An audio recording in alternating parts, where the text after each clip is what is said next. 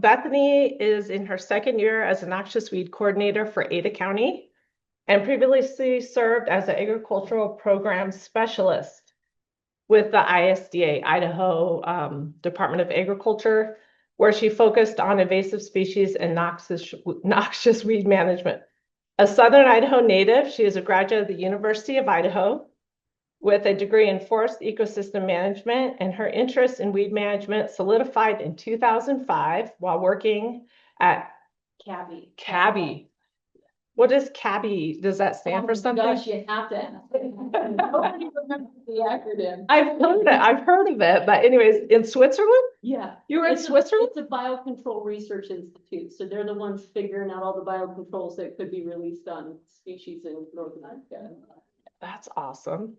So you contributed to biological control research targeting North American noxious weed species. Her career path also includes 8 years in Maui as a scuba instructor. And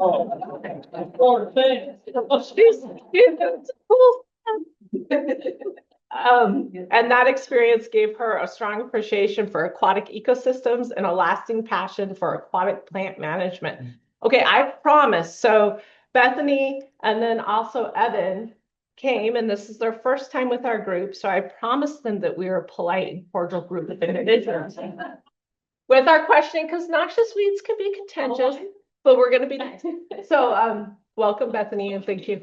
All right, thank you so much. You guys aren't scary. So, and I do see familiar faces in the room, so I feel like I probably have given a presentation somewhere to a group like this. But yeah, I was at ISDA for 11 years, and so a lot of noxious weed invasive species, a lot of the quagga mussel thing. Have you guys all been hearing about that going on? Yes. So I was very excited to move over to Ada County because I wanted to stay in one county.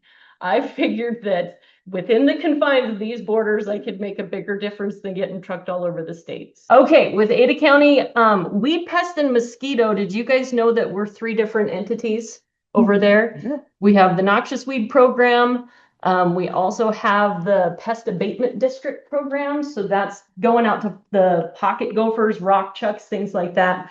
They're part of a special taxing district where that is one of those services that's free. And I think it does not include municipalities, but more on the big agricultural lands. They'll go out and they have a seasonal crew every year that goes out and traps those pests. And then the mosquito abatement. And so that is mainly for public health type issues, the West Nile virus, all of those things. So we have all 3 of those entities in one. Now, every county is supposed to have a weed superintendent based on state law. Our weed superintendent is also the superintendent of all those things. So it gets pretty busy over there. But today we're going to focus on the best department, and that's the noxious weed department. So we encompass the entire county of Ada. And then we are funded also through a countywide special levy. Now, when you guys get your annual property tax bills, do you see that noxious weed little bar underneath there that says that you're helping to fund this program? Well, you are. Thank you very much. Appreciate it. So we are the noxious weed control authority for the entire county. So basically, everybody gets a chance with us in some way, shape, or form, especially if they have noxious weeds. So yeah, when those little weeds pop up, we are the ones that you're going to call to come and take care of the issue or to provide you guidance and education. Okay.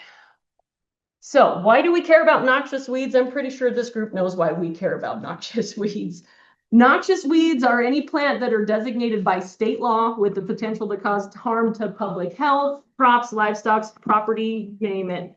And I think we were having a discussion before about myrtle spurge. There are some plants that are not on the state noxious weed list. So the only plants that we have a legal authority to do something over are plants that are listed on the Idaho State Noxious Weed List. Why do we care? Well, they spread aggressively. And I'm sure I don't need to tell this group what that plant is.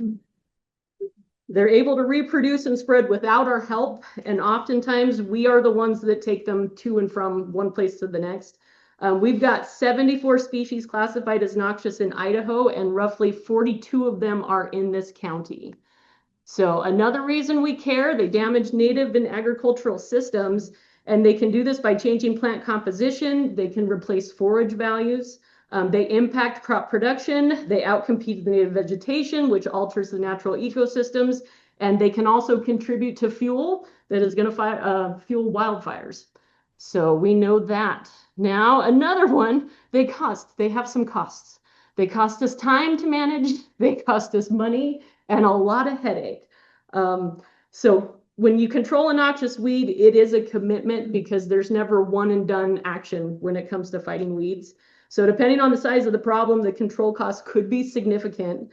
That's why we like to find problems before they're widespread. And honestly, since starting at the county, I've been experiencing the challenges of the neighbor relations when it comes to noxious weed control.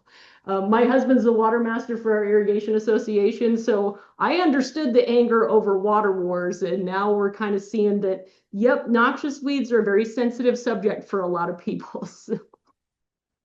All right. So whose job is it to control noxious weeds? This is going to be a little quiz. Is it the state, is it the county, or is it the landowner? My gosh, you guys are awesome. So it is the landowner, and I can't tell you how many times we have to explain it to people. It's the law. It is the law. So the state is responsible for making the noxious weed list. They are to provide leadership, education, and technical support. And then they work with counties, landowners, and agencies across the state to prevent and manage noxious weeds. Now, the county, we're responsible for implementing and enforcing noxious weed control within our boundaries. And that would include inspection, compliance, and then spreading education. We like to spread education more than we like to spread noxious weeds. So with the landowner, and you guys already got this, there is a state law that says, yes, landowners have to control and manage noxious weeds on their lands. A lot of people think it's us. Idaho noxious weed law specifically requires that invasive weeds are controlled on both public and private land by the individual, a company, or agency that owns the land. So that's one of the largest education pushes that we put out, just to get people to understand that it is on your property. It's now up to you to have a management strategy to go along with that. So how do you know if it's a noxious weed? Well, probably you become a member of this group. You guys have enough botanists, I think, involved that they will let you know. So resources, familiarize yourself with the state noxious weed list. I do have some booklets up here, so if you'd like to have, I think it's one of the more recent versions, the 74 listed noxious weeds, weed ID books, online resources, mobile applications.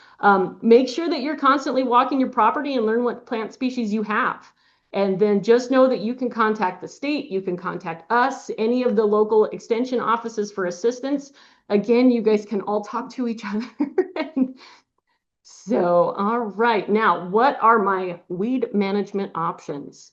Well, we like to tell people the most important thing is to develop an integrated weed management plan. And what that is it's a strategy that's going to combine multiple methods to prevent, manage, and reduce noxious weeds over time.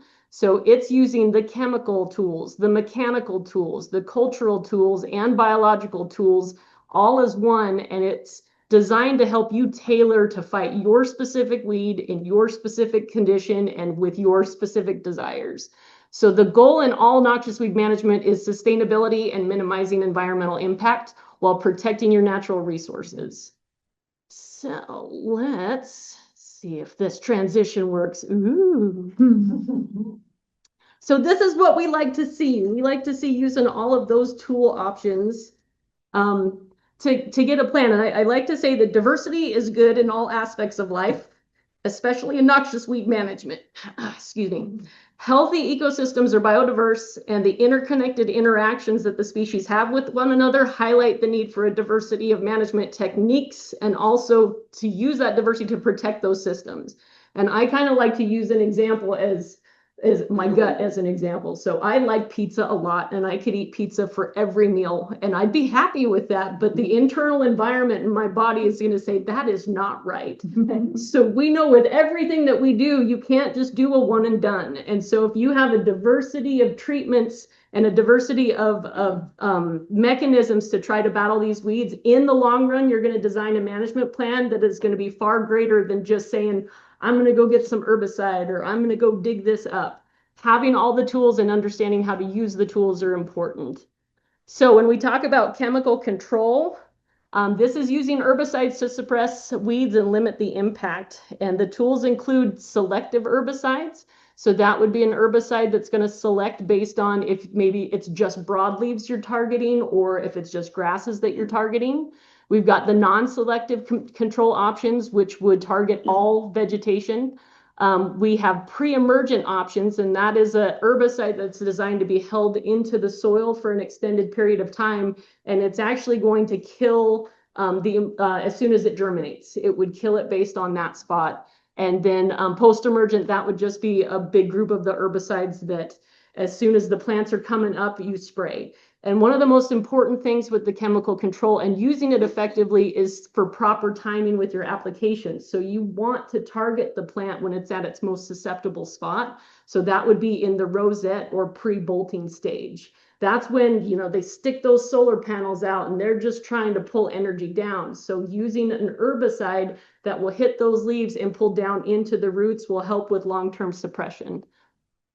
And so with mechanical control, that's using physical methods to remove or damage weeds. We know that. That's using your hands and pulling them up. It's using a shovel and digging them out. So examples, hand pulling, digging, mowing. People discount mowing. If you're mowing your yard every week, you are actually helping to control any weeds in your yard. And I know I have some noxious weeds in my yard. I just make sure all the grass clippings are going inside. Not to upset the neighbors. Cutting and tillage. And one important thing with mechanical control, I like it. To me, it's the feel-good way of there's a plant there, I'm going to pull it out, and guess what? The plant isn't there anymore. It's very satisfying. But sometimes based on mechanical treatments, you could actually damage that system more by disturbing the ground. And noxious weeds and lots of weeds, they're colonizer species. So they're the ones that are going to try to find that open niche, that bare exposed soil. And I think some Weed Soup told me, he said, weeds are nature's Band-Aid. As soon as that soil is exposed, that weed is going to want to pop up. So that's when understanding that, hey, mechanical might work in some situations, but maybe if I'm dealing with a perennial plant that has an extensive root system, that digging maybe is going to cause more damage. And that could be when you look at more of an herbicide option that might target just that perennial and take it down into the roots. All right, so cultural, you guys, I kill plants for a living. I think you guys know how to grow them, right? So I'll let you do this part. So cultural focuses on managing land use and vegetation in favor of your desired plant community. So revegetation of sites. Again, that bare soil, that exposed soil, it wants things to grow on it. The soil wants to cycle, so it will take those colonizer species so it can do that. Proper soil health is also important, and that's fertilizing inputs. Now, we actually, at the WEEK conference, it was pretty neat because they did a presentation where they were showing the impacts of herbicide treatments in areas and then also using just fertilizer inputs in areas. And they were having better results in the areas that they were going back through and fertilizing. And it was because you were tending the landscape, not just fighting the weed. Mm-hmm. And that's how everybody kind of needs to see it. It's a landscape scale plan that we need to start developing with these weed management plans. Irrigation management is huge. These plants, these noxious weeds, they don't need much help. They don't need us to water them. They don't need us to trim them. So if you've got a dry patch in your yard, you might wonder, why is there a whole bunch of foxtail growing out of that, or crabgrass or something?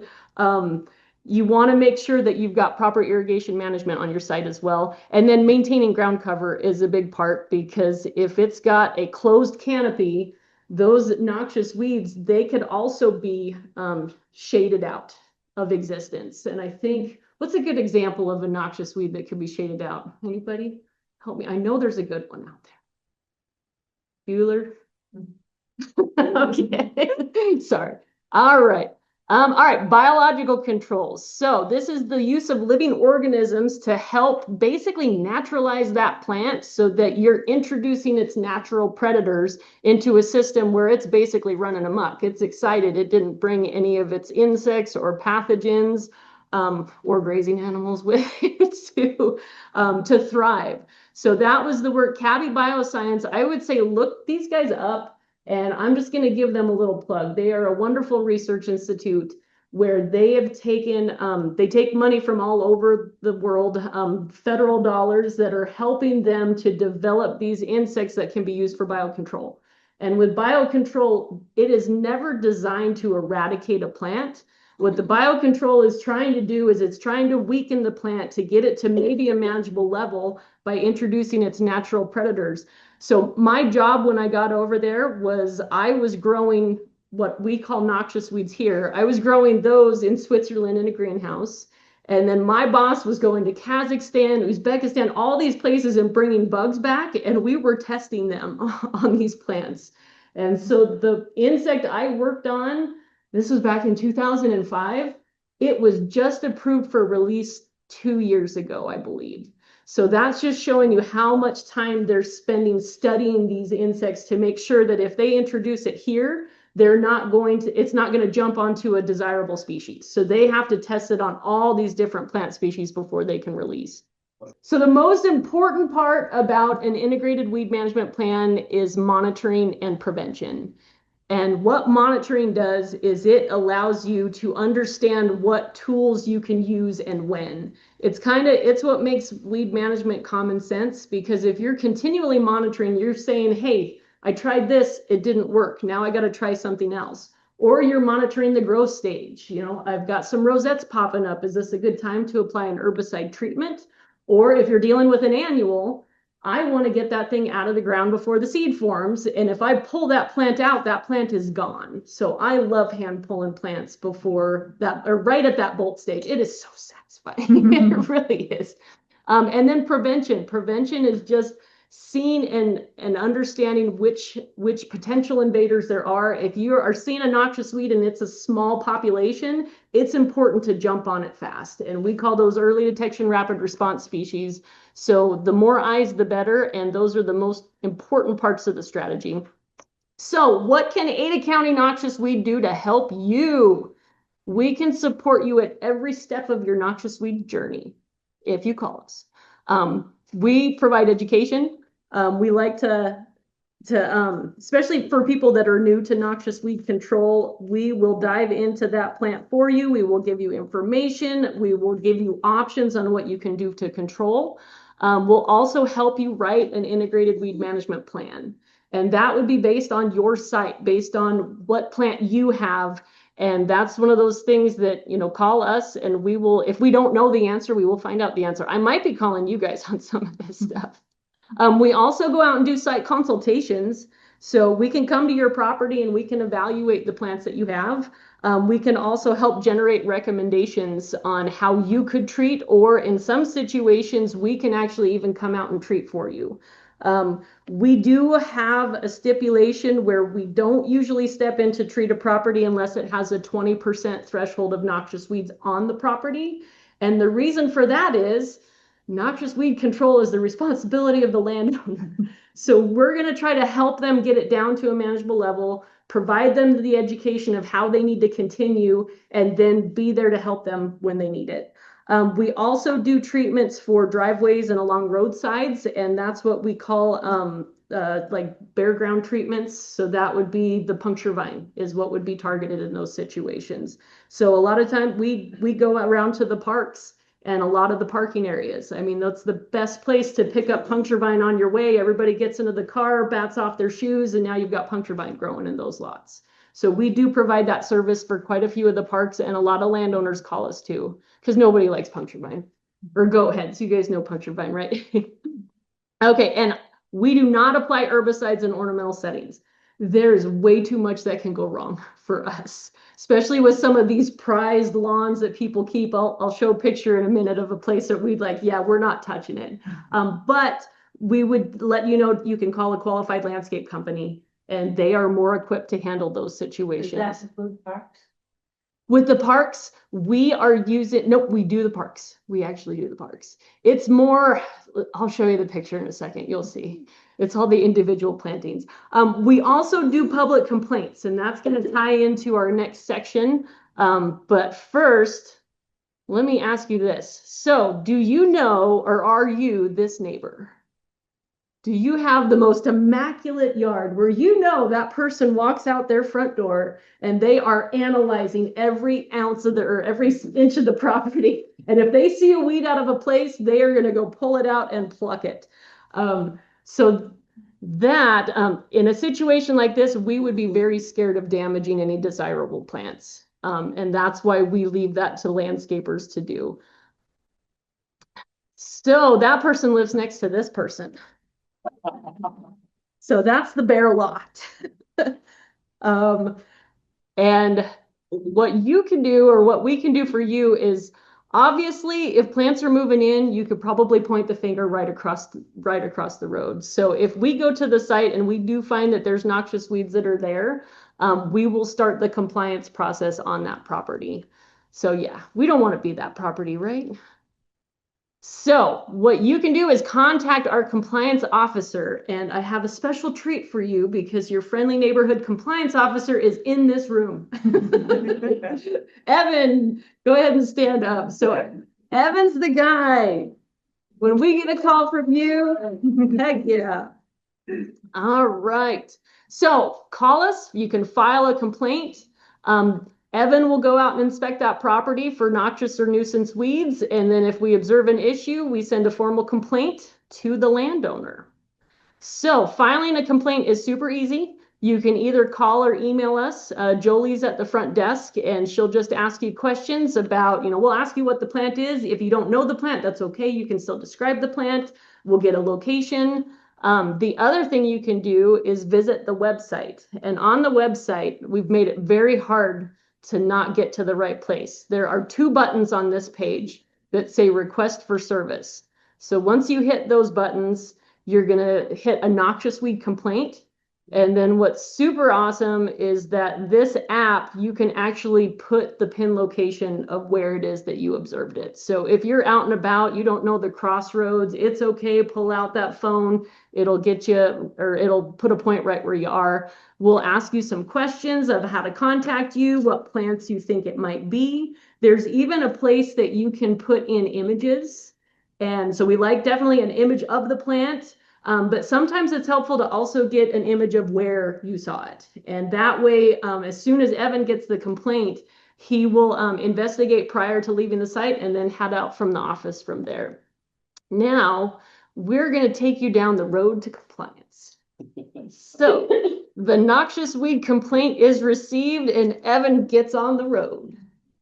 So he's heading down to do his site investigation. And oh my gosh, he found some noxious weeds while he was there.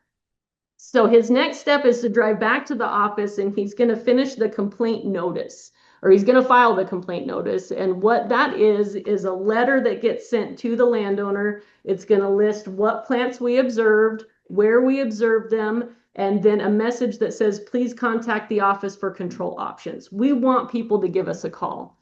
Now, with that compliance notice, we send it certified mail, so we would be able to see if somebody received it. So if they received it, we give them 5 days to respond, and it says that in the letter as well. So in a wonderful, awesome scenario, the landowner calls us back. And so at that point, it's a discussion with Evan and the landowner of, this is the management action that we need to see.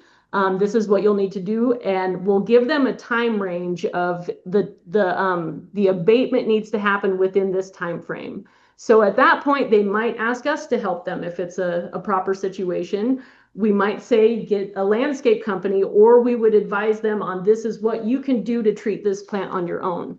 So after the agreed upon time, and it's usually, we try to give them 3 weeks to a month. It's all a discussion. It's based on what the current situation would be. And then we'll go up and do a follow-up inspection.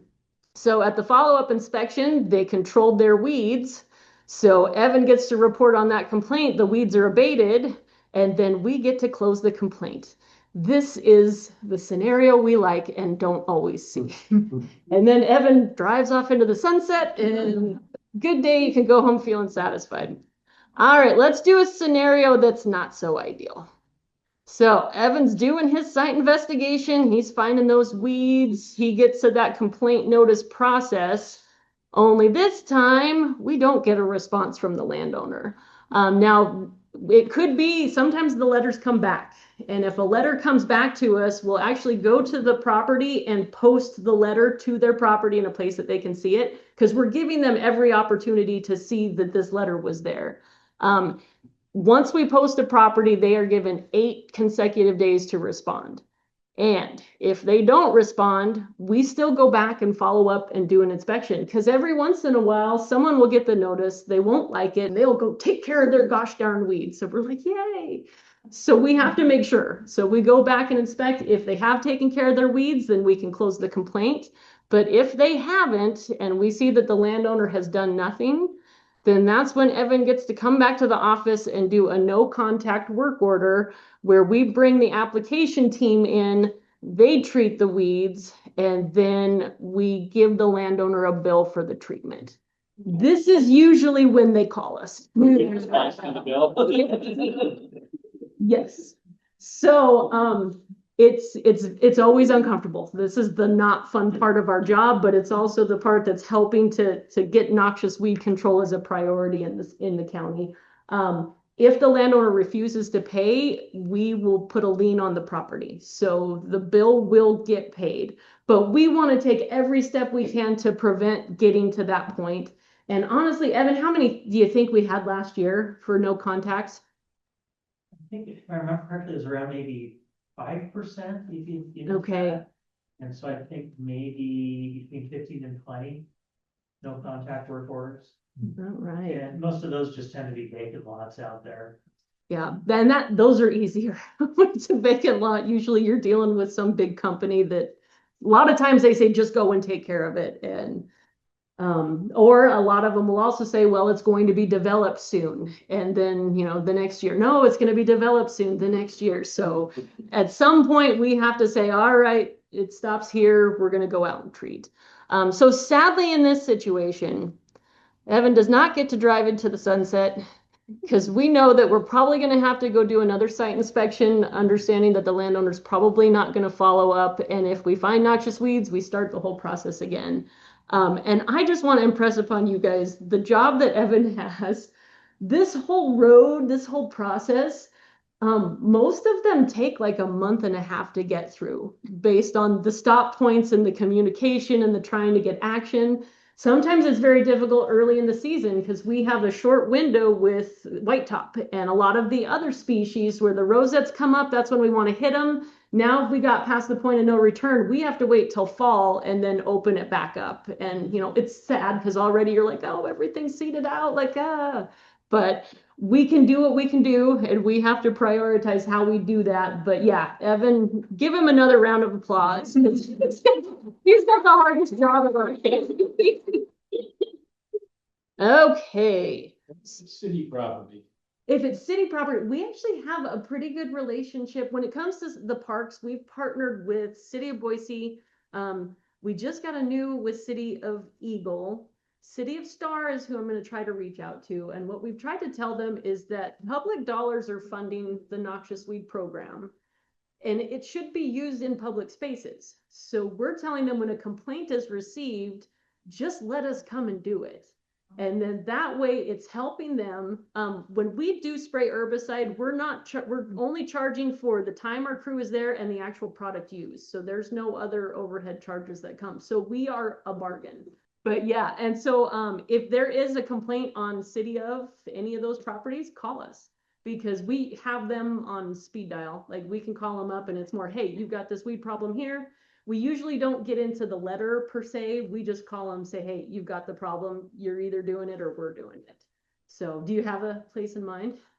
Yeah, please section the land I've adopted from the city. Well, give us a call. So, and the way we do it too is we are tied into the assessor's office. So as soon as a complaint comes in, we can see where the property boundaries are.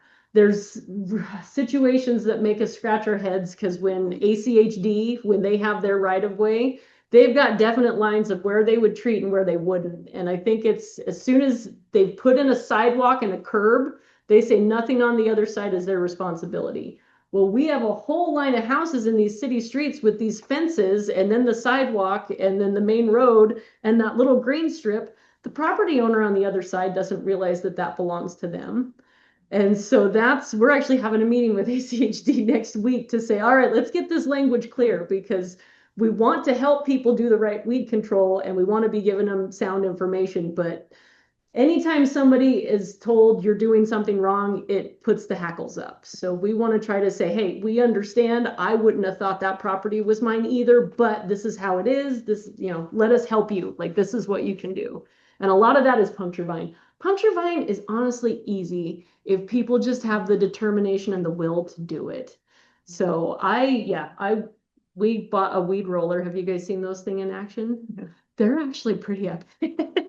I was amazed, but no, and if groups get together and just have a puncture vine pulling party, I'm actually hoping this presentation to take this to homeowners associations to try to get them all involved instead of it being an individual property here. It's like, hey, homeowners, why don't you just hire us as a whole? Let's deal with the noxious weeds in your group spaces and then throughout, and it would be much less of a cost.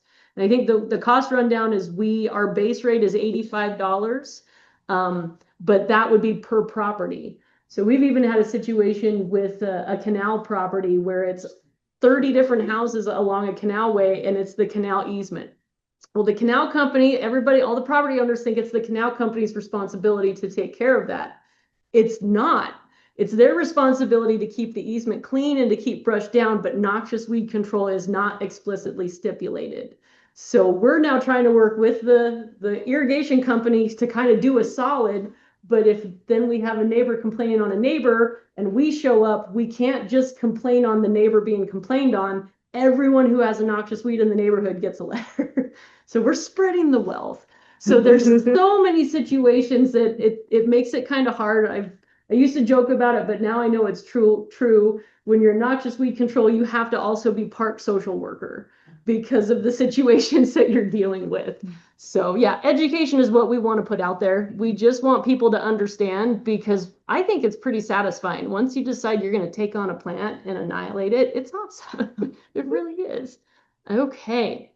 So we have a lot of weeds and not that many bodies, so we actually have to categorize weed.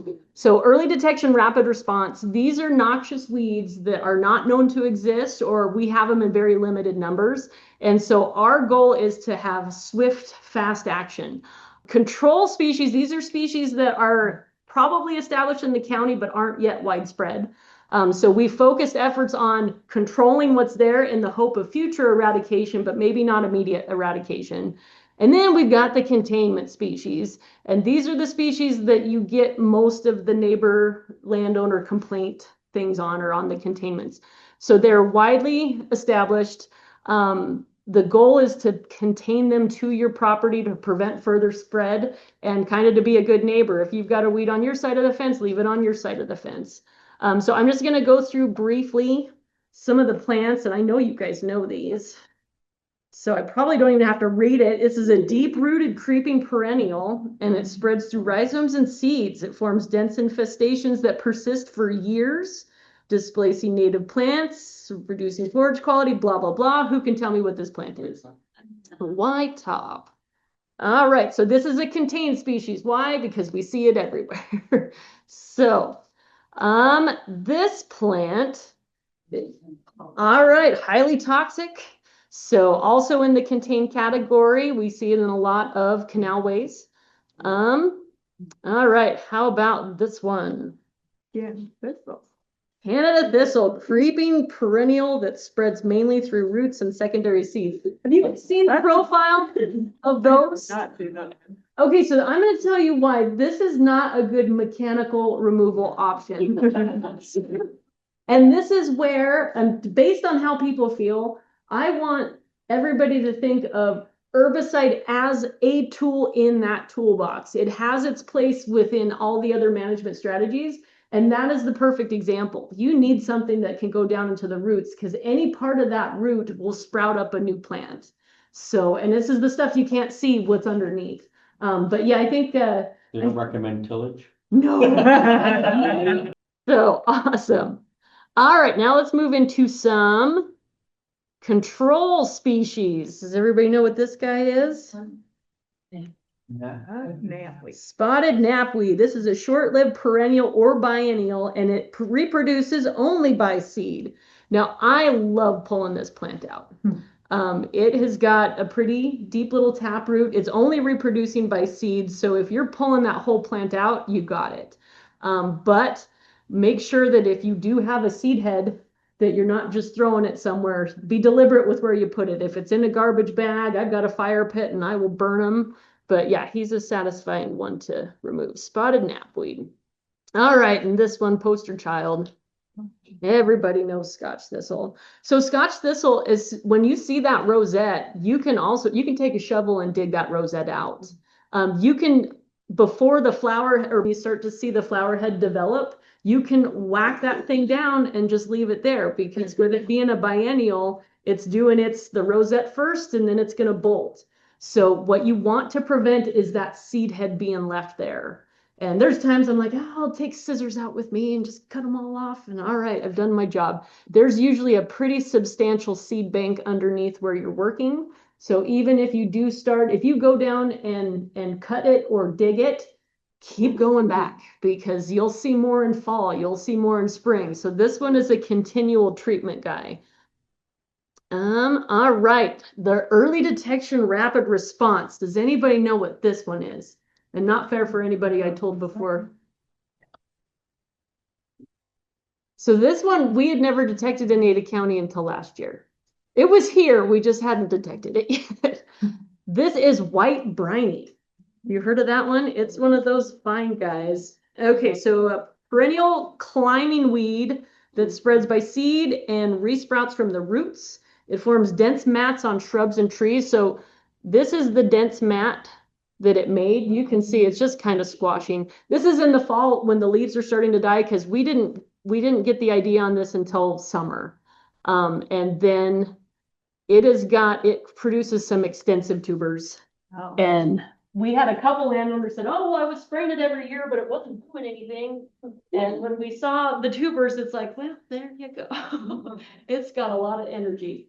So we saved out the big guy, and I will tell you, it has shrunk down 3 times as large as what it was when we pulled it out. They're toxic. So this was one of the tubers, and it was bigger. It was 10 pounds. And so it had one little stalk coming up from it. So this one, we are actively devising a management strategy for the landowners, because sadly the birds love, you want me to hold this up again? Yeah. The birds love to eat the berries, and so everywhere they fly and poop, there's the potential to see some white briny. If you like to. No, I'm not happy about it. It's not going to be easy. Right now, the population is near Hubbard Reservoir was where we found it. We assume we're going to start finding it more places. Where is it native to? Ooh, that's a great question. I did not look that far. Evan, do you happen to know? I want to say Europe. It's a good answer. Yeah.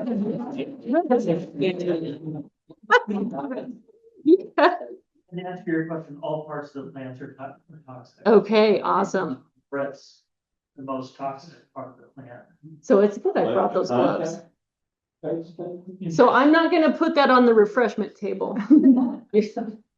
So this is what in the spring, and this is what I assume, because we saw this in the fall. Where's the pen lighter? Okay. Right here, they are going to shoot up, and they almost look like little asparagus shooting up from each of those tubers that are there. So this is going to be one, if you dig the whole tuber out, then you've got it. You're going to have to deal with the seeds that are dropping and putting up little seedlings. But some of those tubers were so deep and extensive, it's hard to think that a lot of landowners would be taking that effort. And so one of the thoughts might be, and we're gonna test it. We're gonna see. I actually called somebody in the neighboring state because he had put a video up of white briny, and I couldn't find anything else. And I called him and I said, "Hey, I got some questions about white briny," and he's like, "Ah." So I'm like, "All right, I got a good one."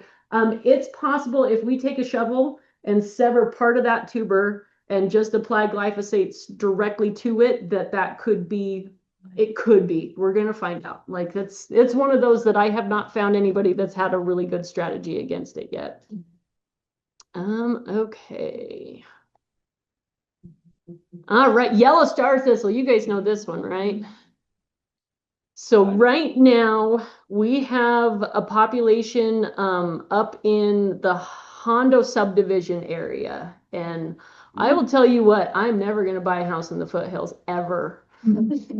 The hills that you have to climb up where this plant is, I feel like the crew is all going to quit every year around this time, or at least call in sick. This plant is a bugger. It's an annual, so that satisfaction of pulling it out and being done with it, but for some reason it will not all emerge at the same time. Like it will have every growth stage development at once when you show up on site. So we've been treating, I think they had a lag time. A lot of us at Ada County are new, so this is kind of our first year where we're like, all right, we're going to go and do this.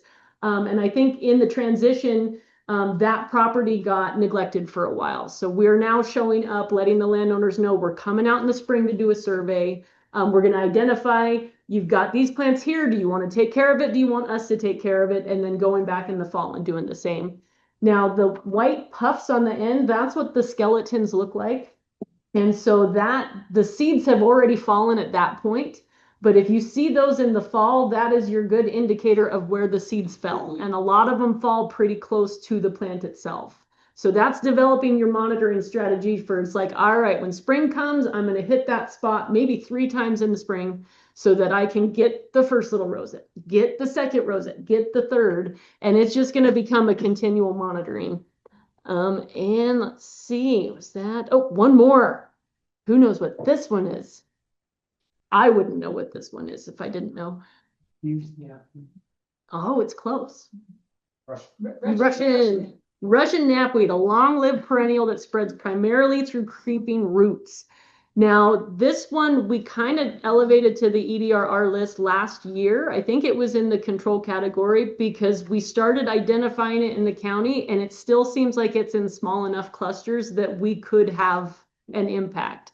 So one of the properties that we found this on was fully covered. That is all it. Now, this property actually burnt last year. And so by the time we went out for fall treatments, most of it had not come back. But we fully expect to go back out this spring and seed this.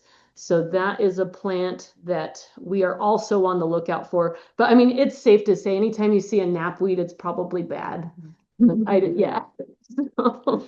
But this one, just know if it's Russian, it's a creeping perennial. Hand pulling is not going to do anything for this guy. So, oh, the last one. So we have a statewide prohibited genera, and that is, it started out with Scotch broom. And so when they added Scotch broom to the noxious weed list, it was to prevent the stores from being able to sell it at that point. Well, then they're like, well, I'm going to get Scotch broom's cousin. Let's get French broom, like all these others. And then it was discovered, like, no, all of them are bad. So we're putting all of them on the list. So that's why this one is the only one where the whole genera is added. And we are treating this as an EDRR within the county. There really isn't legal language within state law that says you have to control it, but it's there, it's listed, you can't have it. So yes, we're going to control it. And then we do have Genista tinctoria, and I believe it was first discovered in 2017. Does anybody in here know if that's right? That's about right. Okay.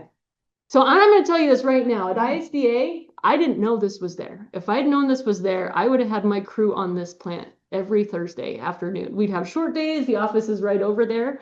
So it's a shrub. It's in the pea family. And you probably, if you flow to the river, if you're seeing it, and actually let me just zoom forward real fast and show you the map first, and then I'll go back. Ooh, yeah. So we are here. We are here. So this is where it is. So right now we did a survey to find out the extent. The heaviest concentration is that big polygon right below where we are right now. And so we're working with City of Boise. We're also working with Idaho Department of Lands because that's another one of those situations where whose responsibility is it? It's along the river. You know, is it Bureau of Reclamation? Is it IDL? We figured out if it's up to the high water mark or anything below the high water mark is IDL. It's under their management. Well, they just found that out this year. But then some of it is shared with City of Boise. So they've been getting volunteers, and the efforts that we took last fall were to kind of go through this plant, and we did cut stump treatments on them. Sorry, I'm going to get past these or back. And so this is kind of what it looks like on that island. You see a huge clustered mat of this small little shrub. They are very tiny, the actual stalks that come out of the plant. So we were trying to figure out how do we treat this and not impact anything else around it. So we found out that if we took hedge trimmers and just kind of mowed over that little spot, and then we got some glyphosate in tiny little daubers and then went back through and just put a dab on all those little spots. It's going to be very time consuming. That's why we've got volunteers. The other thing we can do with this plant is if it's like a smaller seedling, you can pull it out. If people are floating the Boise River and you identify it, just take a stop, do some good work, pull out some Scotch broom or some Genista.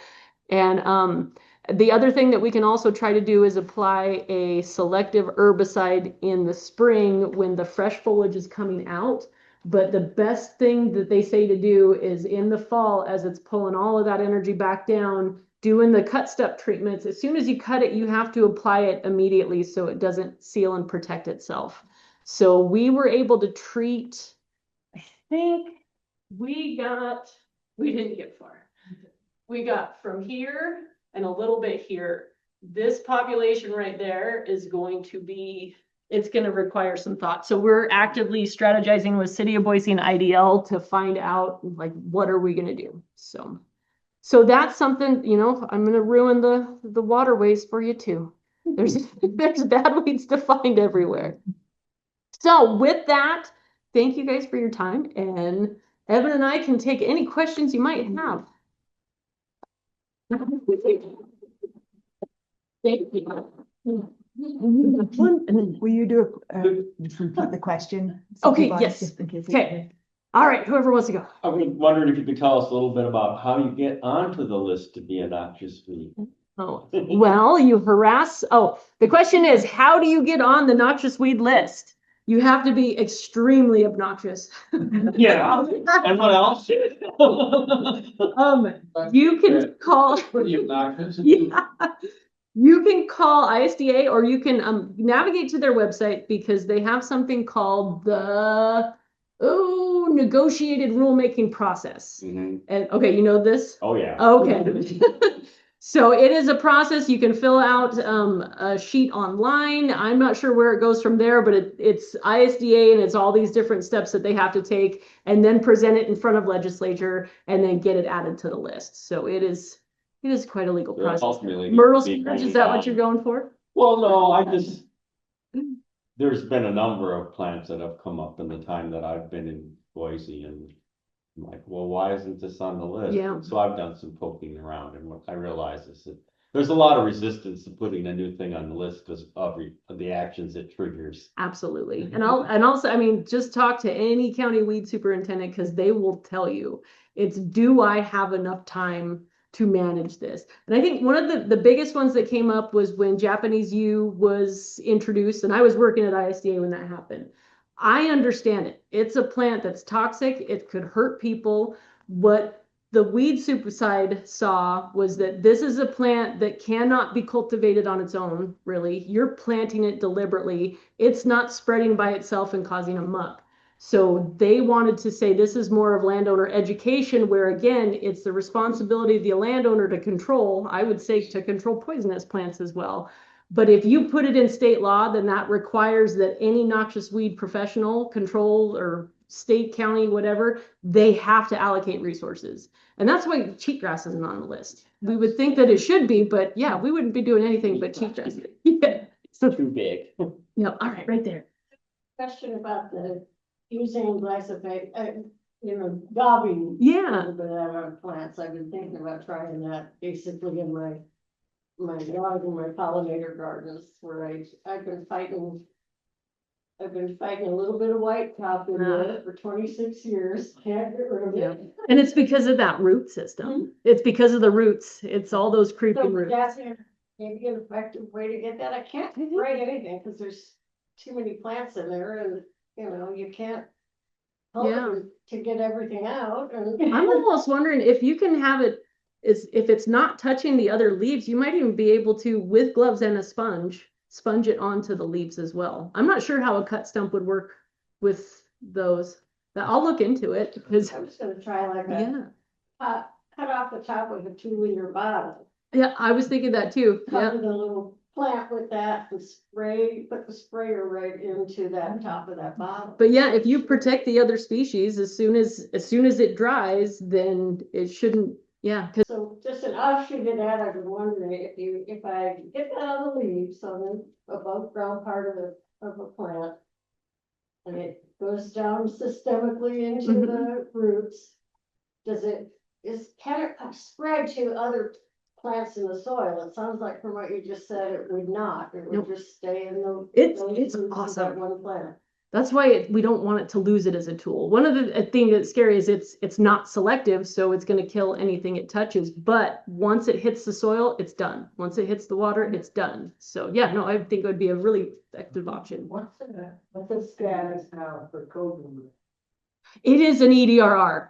So we're still actively finding locations and having people manage. Can you repeat that? Oh, sorry. What is the status of Kogan grass?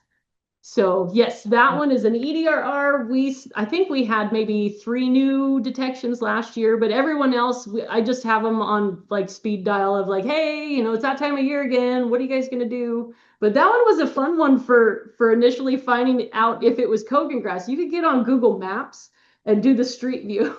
And you could do that based on different years, and you could actually see it spread. So it's just like, yep, we got Kogan grass. All right, there was a question here, I think. I was gonna say, you might wanna pick your chemical too, that maybe lasts even longer, like Telar, which is what you use typically for that. It's a little slower acting than Roundup, but mostly gets down deeper in the root at that point, so. And our guys they really like it when they can use Telar. A lot of the places that we treat, we have trees and riparian settings, especially when we're doing parks. So we have to use a specific mix of, let's see, 2,4-D and triclopyr, and they're aquatic labeled so that we're not damaging. They're not as harsh, and oftentimes it would need more treatments to get the desired effect. But yeah, when they can use Telar, they want to use Telar. So yeah. Tell me more about your white top biocontrol. Oh my gosh, that was so long ago. The question was more about the white top biocontrol. So when I was you really want to go back this far? How much time do we have? Though when I was just out of college, I got a job with the biocontrol crew. Have you guys heard of the Southern Idaho Biocontrol or Bug Crew?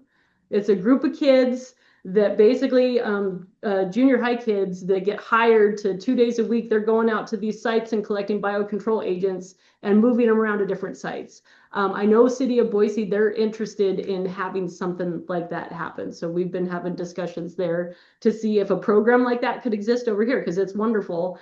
And then because of the kids I was mentoring, I didn't know those scientific names. They were spouting them off because they'd been doing this forever. And they ended up getting me a job in Switzerland because one of the teachers that was at a conference we were at was impressed by my skills in teaching. I'm like, I didn't know anything. But it was basically, I think it was more for master's and PhD students. They would go over there and finish their studies. And I just luckily got hired on as the field laborer. So it was more, so Delamont, Switzerland, which is just south of Basel. And our job was basically to keep everybody's bugs alive. So we had different projects going on, some with Dyer's Woad, a couple other species, some of the forest pests, and all of us would kind of help keep our bugs alive over the weekends while someone else went off and had fun. Dissecting plants, getting the eggs, putting them on a petri dish, hatching the larva, putting the larva back on the plants to make sure it was only going to attack a single one. So we would force it to attack plants that we didn't think it would attack, or related species here. We would force them to eat the plant, and then we would see, could they develop, could they go through the stages and emerge as an adult. And so that's all part of the testing that goes through. They now have a testing that can use olfactory senses to where they've set up a contraption that's pumping through the smell of the plant and allowing the insect to have a choice. I know it's way more scientific than that, but yeah. Is that available to us here? It's a license to be allowed to apply now. To be able to get biocontrols or to have. Get that one. Oh, I think the plan is, I am not sure when and how it's going to be released, but I know that the plan is.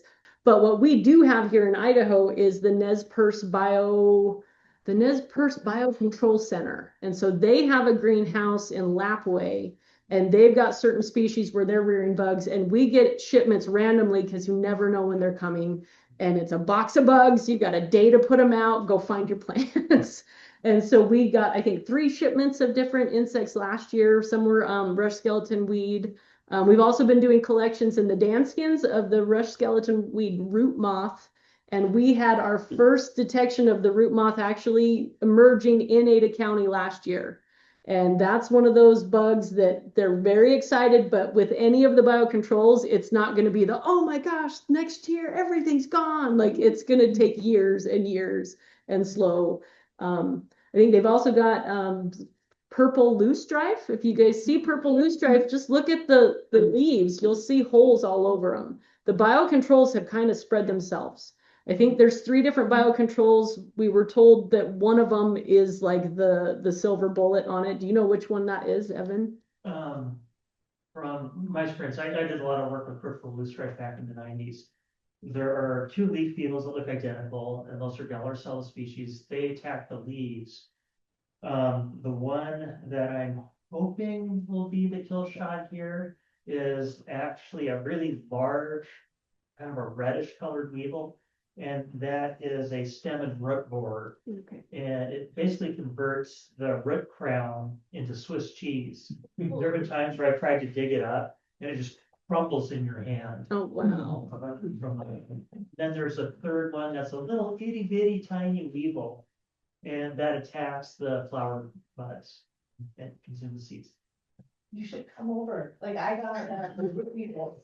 I released them last year. Like they showed up and I didn't know they were showing up then, and when they showed up, I'm like, oh, I gotta put them out. So, yeah, I have like several map applications and I'm gonna do some monitoring. Have you done the SIMP survey with iBiocontrol? No, You need to be introduced that's to what I this. should do. Okay. Yes. And because I also have the beetles, because the leaves are all have holes in them. So I actually have both going on out there. Yeah, and in Eastern Washington, when they released my news in the late 80s, early 90s, within a matter of 3 or 5 years, the purple loosestrife monoculture was so dense, the leaf beetles just exploded.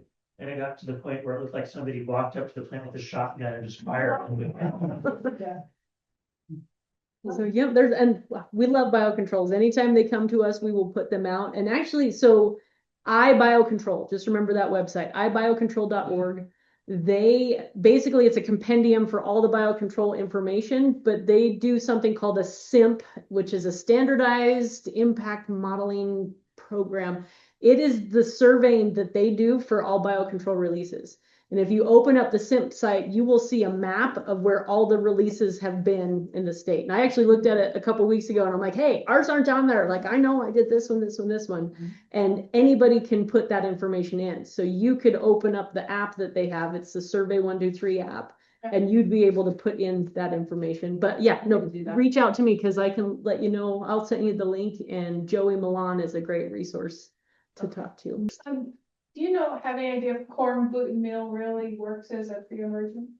I have no idea. I use Organic Nature Center, and that's what we try to use rather than other chemicals and. And how did it work? Okay, Dawn's gonna answer. I've used it and it seems to work. And that's what it seems to work for me too. So is it preventing everything? Yeah, yeah, Okay. it's all about timing, like everything, with weed control.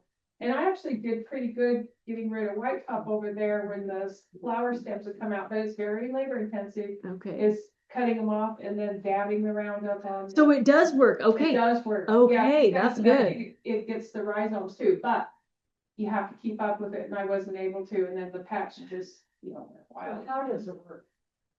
You cut the, just so you don't have a lot of, when it starts. How does the, wheat gluten, how does the, did you say? Yeah, I'm concerned about, I'm How does not it concerned. affect I'm the intrigued plant? by that.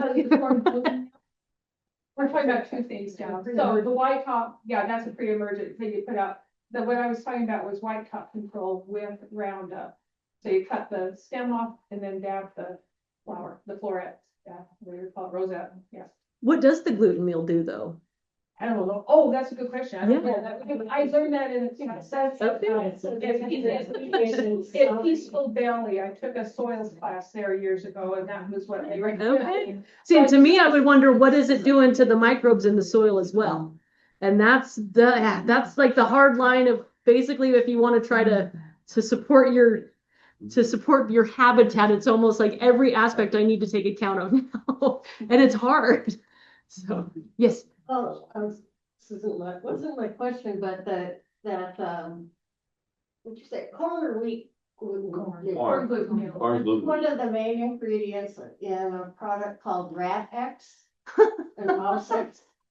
And I know the way it works with rats and mice with that particular product is it's supposed to, when they eat these little pellets, that is mostly Okay. that gluten meal, it causes them for some reason to stop drinking water. Okay. And so when the rat or mouse dies, it's so dehydrated that, and I put some of that in my yard, and I found one rat that was like totally mummified. Huh. Well, I wonder if it's sucking all the water out then. But I don't know if it, somehow dehydrates the plants, maybe. I don't know. I don't know. Well, honestly, to me, any effort that people are making to try to control weeds is a good effort to make. I do want to say one thing though, with Ada County, we do have an internal, what we call an action plan. We're getting an update out soon and it's on the website. We have acceptable treatments that we will have, or if you have a plant, we have a list of acceptable treatment options. So for purple star thistle, we say, yes, you can use herbicides. Yes, you can use mechanical, but right now we don't accept cultural or biological control options. And that is our way of saying that you have this plant, you need to treat it in this certain way, and we're not going to accept it because culturally you cannot cultivate this plant out of existence. There aren't any biocontrols available. But we do find that sometimes with some people have talked about the puncture vine weevil or a puncture vine biocontrol. It is not effective here. It exists. They just have not found it to be an effective means to stop puncture vine. We want to stop puncture vine because it's just going to completely spread. So that would be one where it's, yes, there is a biocontrol, but we can't allow you to use that as your treatment option. We need to see the plant gone. So. I just wanted to say thank you, everyone, for coming. This is a great time. Thank you. It's always nice to see everyone join us. Grab a book. Yep, I've got some weed books. Sorry if there's not enough. I'll put some. Do you have a card? Dude.